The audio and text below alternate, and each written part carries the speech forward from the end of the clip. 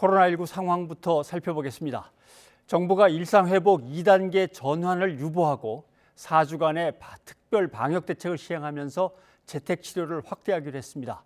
모임 인원 축소 등 실제 방역 강화 여부는 의견을 더 모아서 결정하기로 했습니다. 최명신 기자가 보도합니다. 지난주 코로나19 종합위험도는 이전 주 높음에서 매우 높음으로 한 단계 상승했습니다.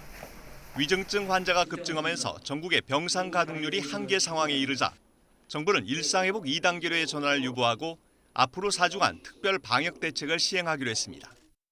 정부는 지난 4주간의 일상회복 1단계 기간을 면밀하게 평가하여 일상회복 2단계 전환을 유보하면서 앞으로 4주간 특별 방역 대책을 시행하고자 합니다.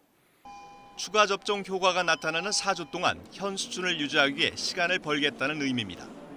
이를 위해 그동안 무증상 환자나 경증 환자 위주로 시행해왔던 재택치료가 대폭 확대됩니다. 모든 환자가 기본적으로 본인 집에 머물면서 필요한 경우에만 입원 치료를 받는 의료 대응 체계로 전환됩니다.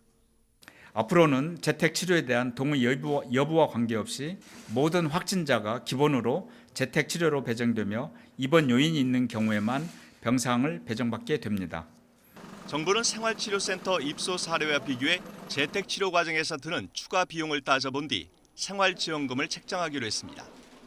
또 항체치료제를 생활치료센터와 요양병원 등으로 확대해 위중증 환자 발생을 최소화하고 경구용 치료제 도입도 서두르기로 했습니다. 경증 환자의 중증 전환을 막기 위해 국산 항체 치료제인 레키로나주에 대한 사용을 확대하겠습니다. 관심을 모았던 사적 모임 인원 제한이나 식당이나 카페 미접종 모임 인원 축소 등 실제 방역 강화 대책은 결론을 내지 못했습니다. 정부는 국민 불편과 민생 경제에 미치는 영향이 크다는 점을 고려해 향후 추가 의견 수렴 절차를 거쳐 최종 시행 여부를 결정하기로 했습니다. YTN 최명신입니다.